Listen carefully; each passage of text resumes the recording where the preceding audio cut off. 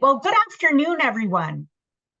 My name is Emily Arrowsmith, and I am the Director of Research and Programs at the Canadian Apprenticeship Forum. Thank you for joining us today. The Canadian Apprenticeship Forum is a national nonprofit organization that promotes apprenticeship training and has a commitment to diversity and inclusion. In keeping with Indigenous protocol and building respectful relationships with Indigenous and non-Indigenous peoples in Canada, it is customary to acknowledge the traditional territory or ancestral lands of Indigenous peoples. We are meeting virtually, so I would like to acknowledge that the Indigenous peoples are the traditional stewards of the lands and waters where each of us attends the meeting this afternoon.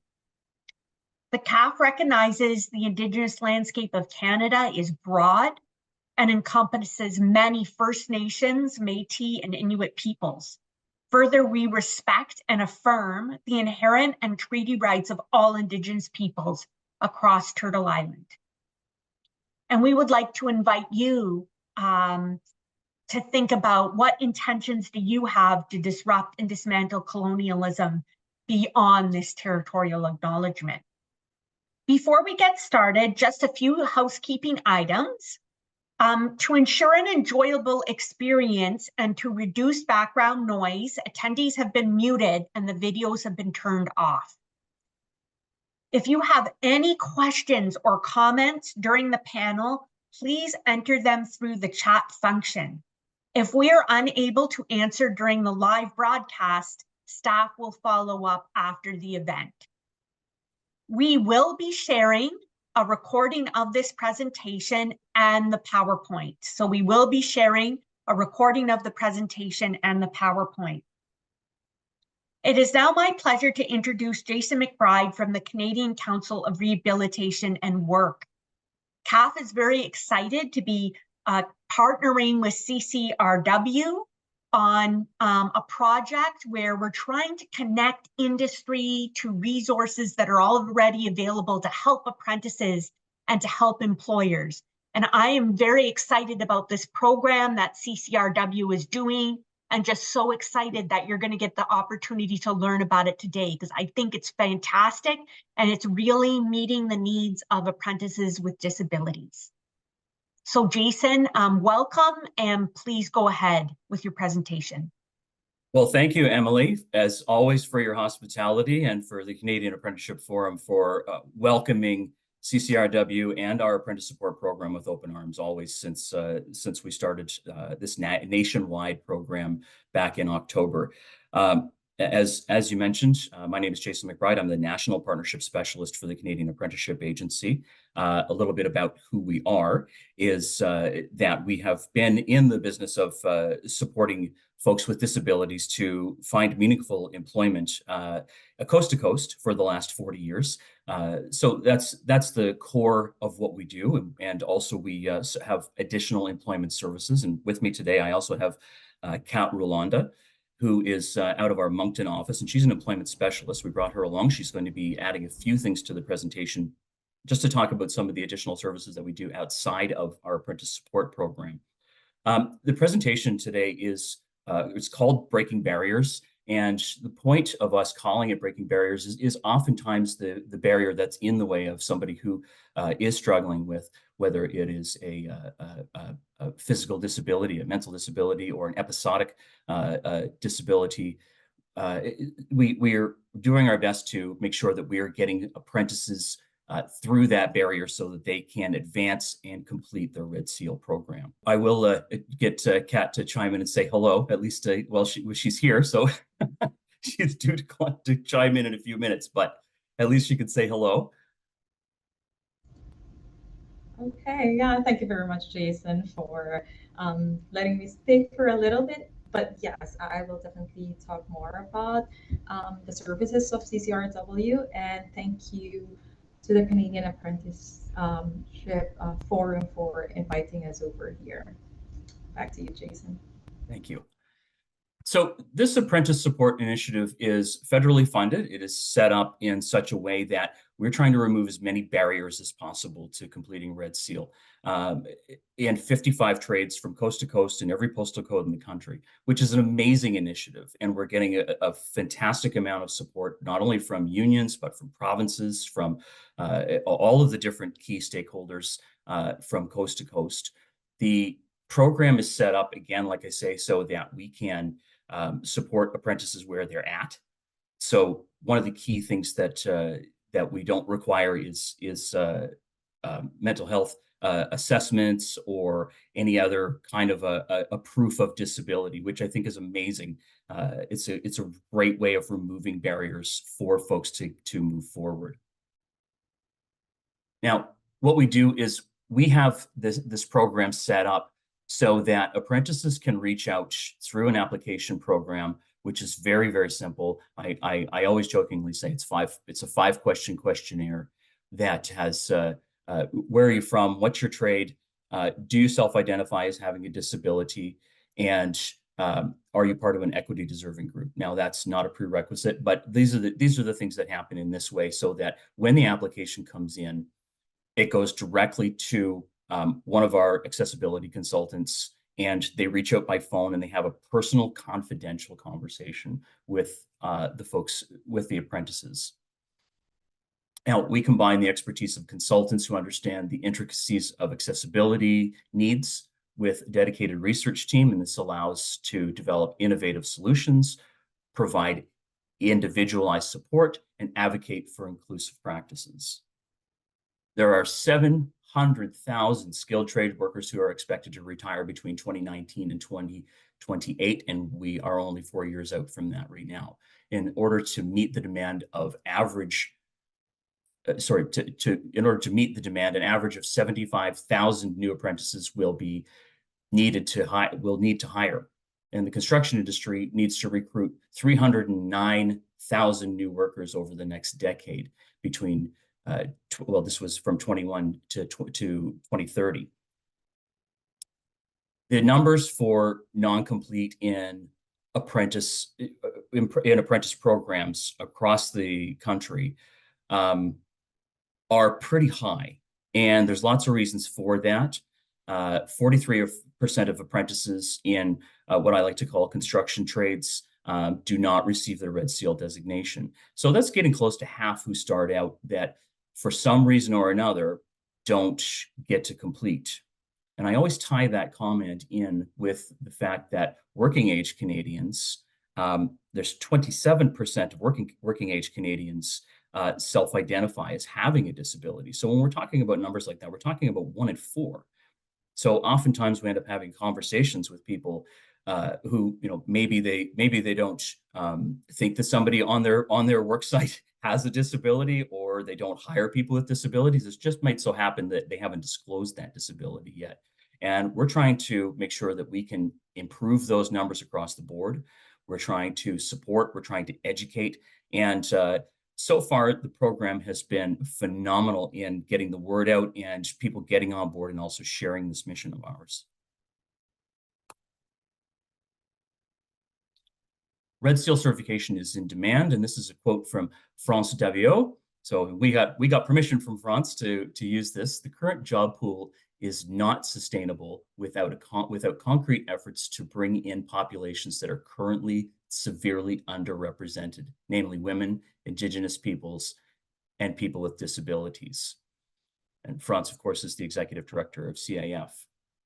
And she's right in that there are lots of efforts in improving spaces for folks with disabilities. Also, the numbers are improving for women in the trades and also Indigenous peoples in the trades. So this all ties into everybody as a village getting together and supporting. And again, this program is designed to do just that. Some of the apprentice supports that we have available, and I'm going to kind of take a little bit of this off the slide, but the rest of it, I'm going to wing it. Apprentice supports, the most prevalent barriers identified by apprentices are financial, so tuition costs, equipment costs, opportunity costs, mental health, so heightened stress, anxiety, depression, school and study, so comprehension difficulties, lack of support for tests and studying. So some of the things that we're doing with the program are, again, like I mentioned, every apprentice that comes through our program has an individual and confidential conversation with an accessibility consultant. And in that conversation, they have the opportunity to talk about whether or not it is the funding, whether it is, for example, we're getting e-reader pens for folks with dyslexia, which is amazing. And if you don't know what an e-reader pen is, it's a fantastic piece of equipment that you hold like a pen and you just scan it over the words and it will read it out loud to you. And if you hit a word that you don't know, you just hit the definition button and it will tell you what the definition of that word is. So when we're talking about conversations about low literacy, we're talking about dyslexia, this is an amazing key to have in people's hands. And we're buying these through the funding. And again, it's federal funding. We're also doing things like text-to-voice technology with laptops. We are providing funding for and supports for tutoring. We do have some funding for tuitions as well. And we're also coaching. So, and I think that's a key thing because our consultants really work one-on-one and their heart's in it. I mean, these folks are handpicked out of our organization to be working with apprentices. And as my dear friend Brad Simons always says, my heart is on my sleeve when I'm in this. You know, I'm always wanting to find the best way to remove the barrier to get the apprentice to across the finish line. And of course, I have to mention Carrie Deer, who without her in this program, we would be lost. So I wanted to make sure that was in there. But we are supporting, again, like I said, we're meeting apprentices where they're at. So whether they're coming in a pre-apprentice program, so for example, I'm in Nova Scotia, so Mainland Trades has got a fantastic pre-apprentice program where we're working with folks to make sure that they have the supports before they go into the trade school. So also we can support folks who have been in as a registered apprentice. Perhaps they've had to leave for a particular reason and come back. We have one apprentice who was an apprentice for 20 years, and he has come back, and with our supports, we're able to move forward and help him. And we're also helping folks to be able to get across the finish line with their Red Seal exams. Just this month alone, I think, and I just saw this number from Brad actually yesterday, in Halifax alone, we helped 8 apprentices complete the Red Seal test. So, and in doing that, the cool thing about what we're doing with that is we have opportunity to work with them as tutoring. We also have funding to help with wage subsidy a little bit. So if they need to take some time off to do the tutoring and get extra time. Also, we're working with folks to be able to get those accommodations and productivity needs that they need to move forward and get across, like I said, to complete the Red Seal, which of course, we need these folks from coast to coast. And I'm going to pass it over to Kat, and she can take this part. Thank you very much, Jason. So our company CCRW is here to support our client in every step of our way with our comprehensive employment service. And we believe that everyone deserves equal opportunities, and we are dedicated to helping them. And so as we know, the trend is more digital in every form, and our learning comes with it. This would be an amazing opportunity at the tip of your fingers.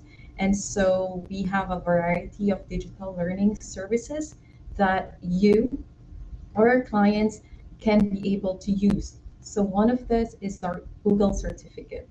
Google certificate is, Kat, somehow your mic went out. oops, I'm sorry, I think I I got lost you at Google certificate. Yes, yeah, I'm sure. Speaking of IT, so IT support, data analytics, and basically it empowers. Here's what we'll do. We'll move forward and we can possibly come. Oh, there you are. Yes, yes. Yeah, I'm not sure what happened, but yes, I'm just talking about IT stuff right here. So in other words, this Google certificate is helping to build brighter future to education and such opportunities. The career management portal is our one-stop shop in terms of an engine that we promote. This is a great tool to help individual land the job that they are going after.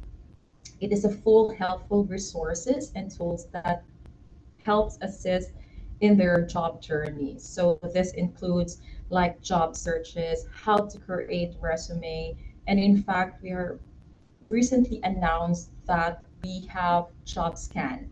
So JobScan is a digital toolkit that is a new form that will definitely match your resume plus the cover letter into the job that you want. So basically, it will help you fit in all the job information and create your resume and cover letter to be able to pass it to your future employers.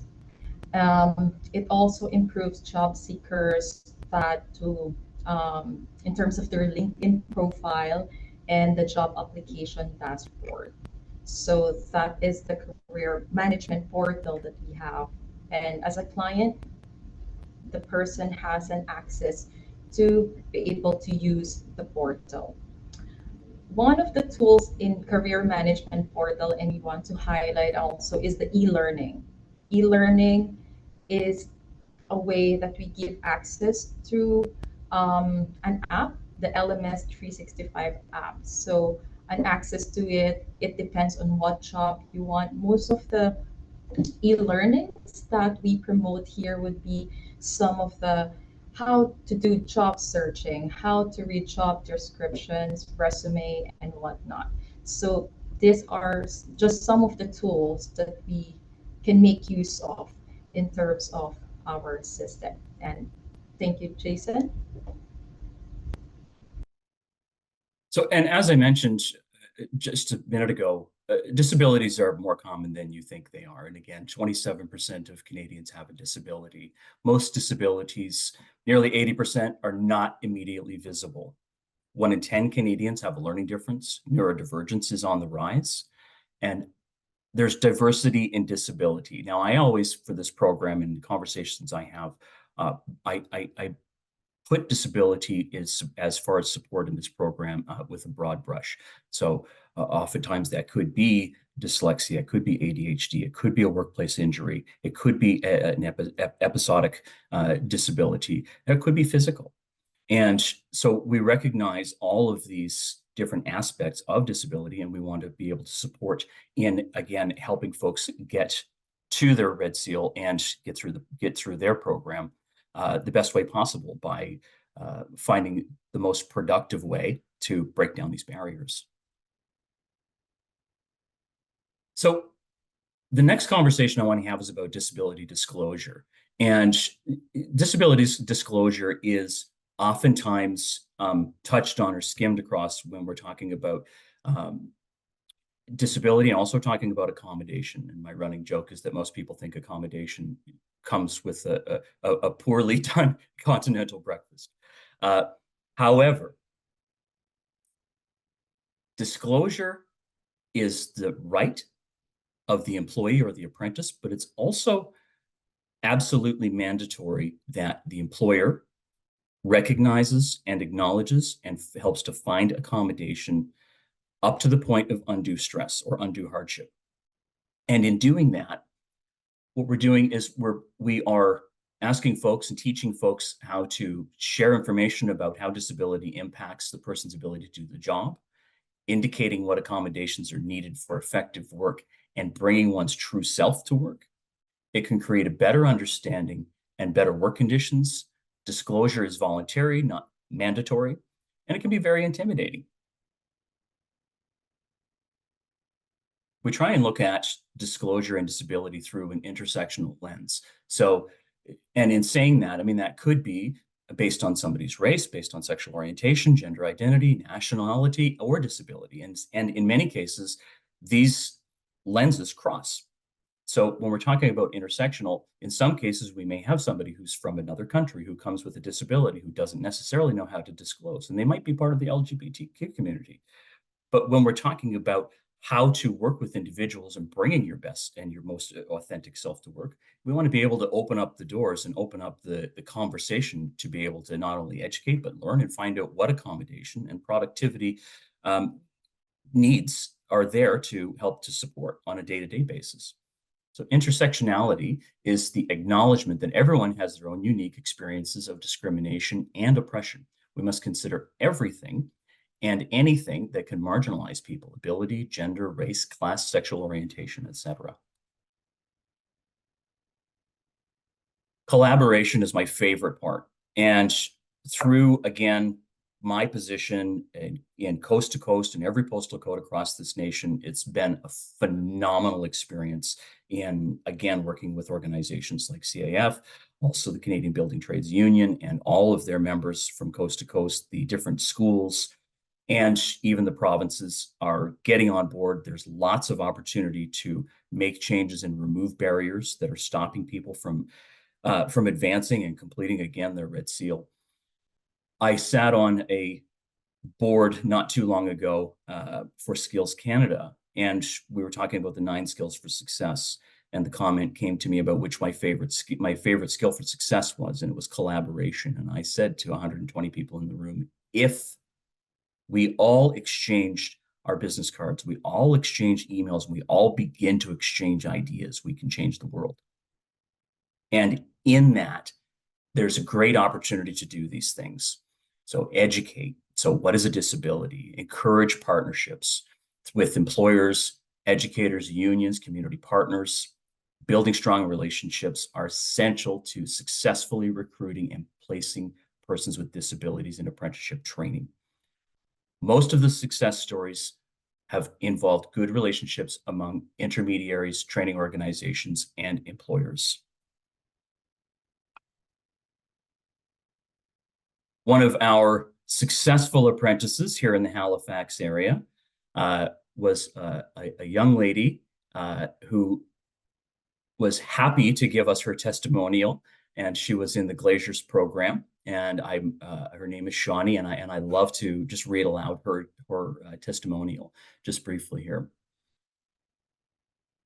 Being a female glazing apprentice has been a truly empowering and rewarding experience.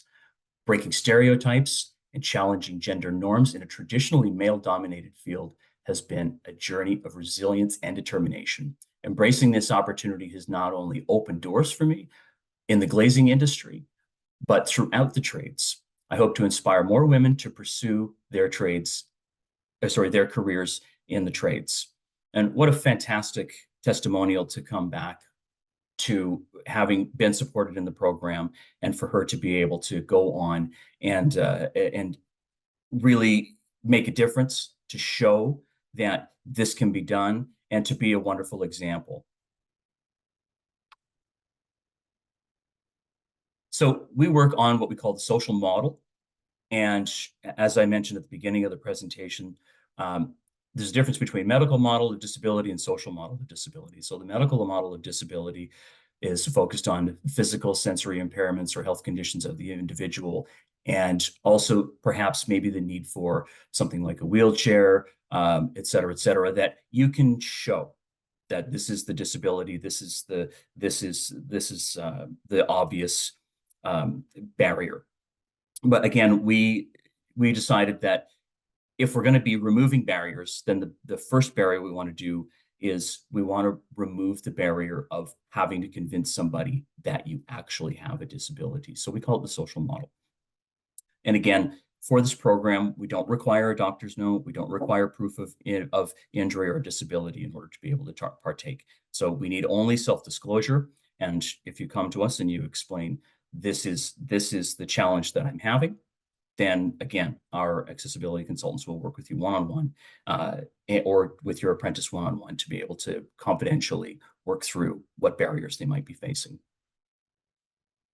So a few accommodations can include job or school modification, job or school modification, or tools or resources to better complete their tasks, allowing more time for tasks involving reading or writing, providing a laptop and audio module software, e-reader pens for reading and comprehension barriers, wireless devices to enhance communication for an employee with a hearing limitation, lift assist devices, etc. And I want to take this opportunity because I talked about this at the Canadian Apprenticeship Forum conference, and as a person with a disability, with ADHD, I just found out that dyscalculia, which is, of course, with mathematics and numbers, is directly attached to ADHD.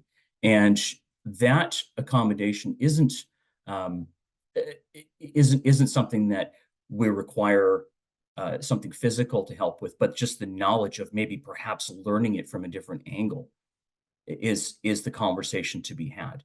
So again, coaching, funding, tutoring, all of these things are in place in order to help apprentices to get across the finish line. Accommodations do not have to be large. They do not have to be expensive. Accommodations do not have to be scary. They do not have to be common knowledge. So again, confidentiality is key. And we, as an organization, would never share information with employers or with the schools unless that's set out in with the express permission of the apprentice themselves. So always this information is confidential. For employers specifically, CCRW, along with additional partners across the country, have created a disability confidence toolkit, which is fantastic.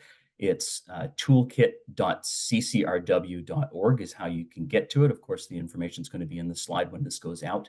But this is designed really to give employers a fighting chance kind of in the beginning, because in many cases, employers are being presented with, by the way, I'm going to disclose, and these are the accommodations that I need. But the education part isn't necessarily there within the organization. So to create an inclusive workplace in order to be able to support apprentices and employees, we want to make sure that the employer themselves have somewhere to go and to be able to easily point to and touch and say, okay, this is what I might need to do in this situation, or this is where I could find this information in this situation with very, very little effort and lots of ease. So the information in the toolkit is fantastic, and I highly recommend everybody get an opportunity to go check it out. It's free, and it's free forever, so it's not something that you have to worry about it running out. It's something you can always keep on your desktop if you have to go back and see, what do I do in this situation. Kat, you're up. Thank you again. Our employment services is not canned. It's not, we believe that our clients would have their different journeys in terms of their employment goals. And so we match the services that we offer and provide for them based on their goals. And part of that is to create an employment goal to begin with. So we make sure that it is our mission to help them and to break down barriers to employment. And so we come up with three main purposes why we are doing it, and this is the mandate of our employment service. One is to support job seekers across Canada with all types of disability who wish to find meaningful employment. As Jason mentioned earlier, self-disclosure is fine. We don't need any proof of disability for as long as you consider yourself as having such, then you are very much open to be part of our service. And these job seekers would mean that they are ready. They need support in different ways, probably a little bit of training. I will give an example. A person who would like to seek an employment for a cook position and would need probably a little bit of training of or certification, then we can help the person and support into enrolling the person and eventually being able to apply for employers. Speaking of employers, we support businesses who wish to hire employees who are persons with disability. It is our mandate as well to partner and collaborate in terms of what services or what we call incentive that we provide for our business partners. So these are employers who are willing to hire and train, specifically to train them in the jobs that they prefer to. So the incentives that we offer would range between weeks to months to or even some of them can be days only, just for the purpose of transition. And this is also our purpose is to share our resources, experiences, and skills in order to make employment opportunities accessible for every candidate. So that would mean, just like what I mentioned earlier, we have our career management portal, and we highlight that one-stop shop because everything is there. And aside from the digital toolkit that we have, we also partner with like-minded organizations that we're able to give them wrap-around support so that they could be efficient and effective in their job journey or goals. Back to you, Jason. So that takes us to the end of our presentation.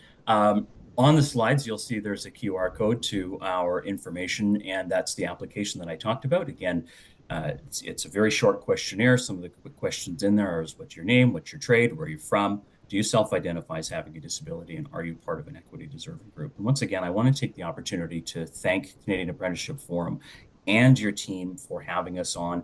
Also, it's been fantastic being members of CAF. To be able to, be introduced and collaborate and network. What a fantastic opportunity and advantage for us with this program to be able to get the word out. And thank you for having us today. Great, thank you so much, Jason. I just wanted to clarify, someone had a question. So is this unionized employers only, or is it open to everybody? You don't have to be in a union, right? This is all apprentices. So as long as it's one of the 55 recognized Red Seal trades from across the country and whatever province they're in. So if they happen to be in a province where that particular trade isn't recognized, unfortunately, we can't support in that way. But it's certainly not just unions. So, but it is for unions, but not just for unions. Okay, is there a link to the Learning Hub? There that is. Pat was describing. Yeah, could we include that in the chat? Maybe somebody was asking for it.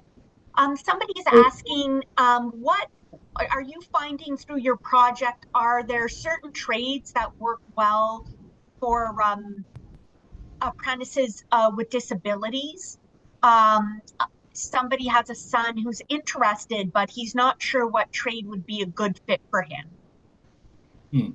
I think that specifically, I mean, it's a matter of what is your passion, where do you want to go, what do you want to do, and then the accommodations that are again up to undue hardship within. So, for example, we just brought on an apprentice yesterday who was in a workplace accident. He's a welder, and he is in a wheelchair, and he is going into mechanics now, and he is able to do welding fabrication on a table surface, so that he's not necessarily going to be out welding on a pipeline in the woods. However, working on a pipeline in the woods. But however, there's opportunity for him to be able to do work within, certain supports and different accommodations that might need be. So it's a matter of talking with, again, union halls, talking with the schools, seeing what the capabilities are and what kinds of opportunities are there to support that particular disability. Yeah, exactly. How, Jason and Carrie, who's also involved in this program, how do you navigate? So you'll take the person without having that formal diagnosis, and you'll provide support, which is awesome because that means it's flexible. But if the apprentice is at technical training at a college or a union hall, that's a more formalized process. Can you help the individual navigate that if they're struggling to get their accommodation at that level? Or is that really, you just have to go through the school to get those accommodations, or the province if you want extra time on your Red Seal or something like that? Because you're obviously recognizing the people, but the school or the province might not recognize if they don't have something official, right? Am I right on that? Yep, that's right. So in many cases, schools have their own rules where they need a psych ed assessment or they need some manner of proof from a medical professional. However, we are advocating for apprentices, and we are picking up the phone and having conversations with managers, on work sites, and managers at, of course, at the request of the apprentice themselves. But we are advocating on behalf of apprentices, and going with or teaching them what to say, or showing them how to write out their accommodation request, because again, it should be in writing. And there also should be recommendations as to what accommodation that might be. So many folks just don't have the knowledge as to where to start, and our accessibility consultants are doing that every day with folks. Giving them the confidence, giving them the education, letting them know what their rights and responsibilities are, and the same thing with employers and educators. So in many cases, for decades and decades and decades, this has been something that's been kind of pushed off to the side, and we don't talk about that. But now there's a lot more equity, diversity, and inclusion in the trades, and the openness of having these conversations about supporting folks with disabilities is there. So for us, advocating and working with the apprentice themselves has been working really well. Yeah, exactly. And I know, because I've been talking to a lot of organizations that support persons with disabilities. Someone raised a really good comment. Why, yeah, okay, accommodations is one piece of it, but what about universal design for learning and just making more inclusive tools for schools and work environments and apprenticeship governing bodies? Because the accommodations can sometimes cause alienation and frustration for folks, when it really should be proactive and universal learning design in the first place. So I know a lot of organizations that support persons with disabilities 100% agree with that, Mm-hmm. and would like to see alternate methods, maybe, so people can demonstrate their skills rather than putting someone in a room for 4 hours and making them write a multiple choice test when that's not their preferred way of learning. So I know that a lot of people are working on that and advocating for that. And two things to your point. Firstly, the advocacy in order to make these things available for folks, and also and educating again the industry about accommodations. But now sometimes it's not an accommodation. Sometimes it's a productivity need. And Pete Bennett, who's a phenomenal educator, told me this term the other day, and he said, in some cases, you just need to change the tool out to to find the right tool. And Carrie specifically is oftentimes getting lighter tools for folks and teaching people, who maybe have a back or a knee injury. If you're not using that particular tool for that particular job, maybe take some of those things off of your belt. Let's have a conversation about, what does the task look like for you. So, and I think going back to acceptance of folks with disabilities. I mean, I've been in conferences all for the last year, and I've been in some fantastic rooms with lots of fantastic people who are at the management level, at the education level, and these conversations are being had in a heartfelt way.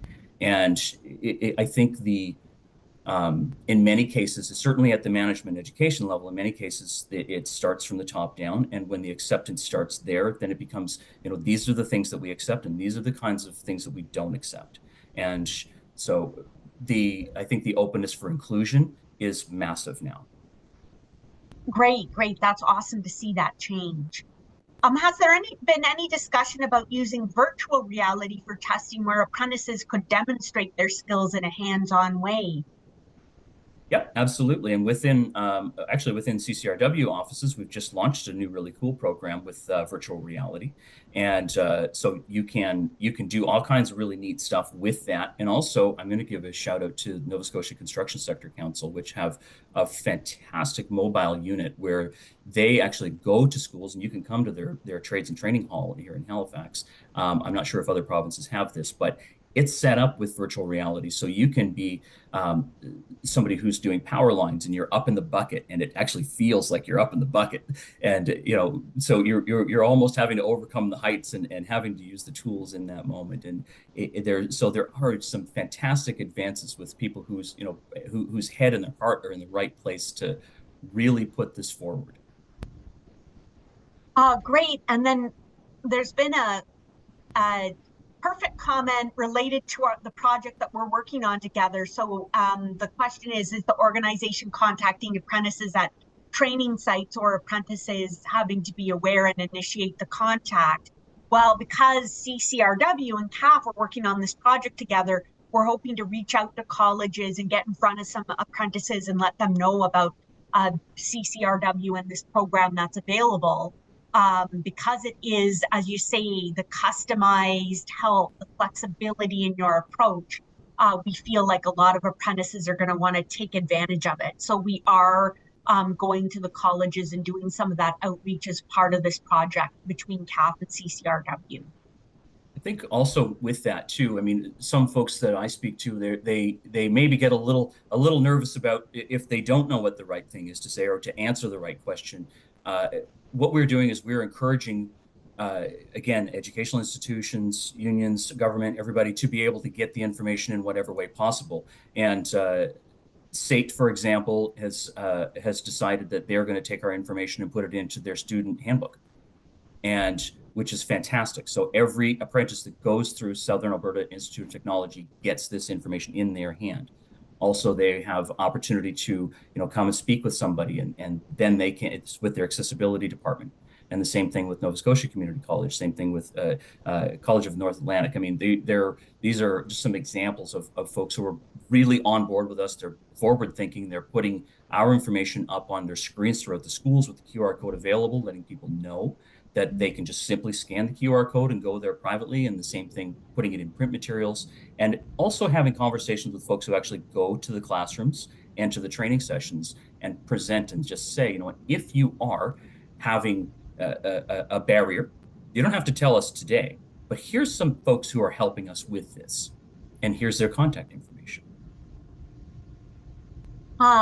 Yeah, perfect. And then another person's made an excellent suggestion. I would suggest reaching out to industry associations.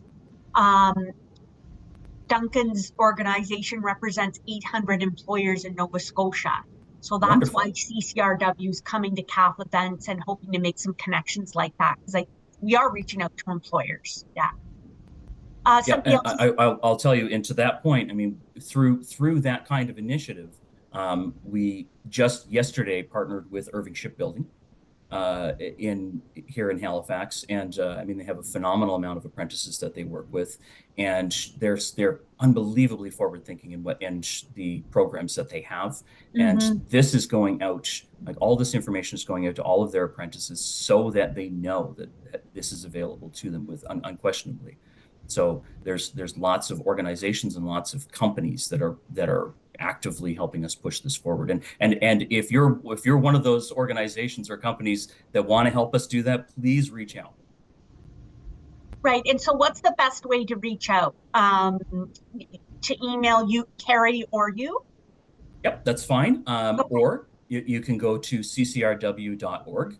And our information is all there, so it's very easy. They'll pass it on to either Carrie or one of the accessibility consultants from coast to coast.